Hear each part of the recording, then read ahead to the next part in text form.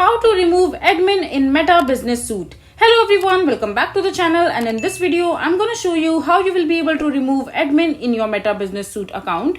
So first of all, just simply go to the preferred browser, and after that on the search bar just search for business.facebook.com and you will be landed to the Meta's Facebook official website. And after that just click on the three dot menu icon from the left hand side of the screen, and after that you will be able to see a bunch of options right there.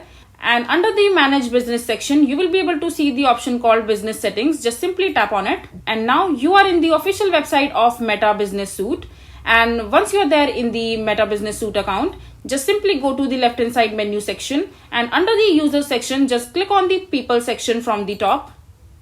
And over here you will be able to see the people that you have sent an invite in order to be an admin for this particular business Facebook account that you are doing this. And now you can see that right now I have currently 2 admin added in my Meta Business Suite account. So for example, you want to remove one of them. For the first one, just simply go to the three dot menu icon right beside the person that you have added as an admin in your business suite account. Just simply tap on the three dot menu icon, and after that over here you will be able to see the option called remove.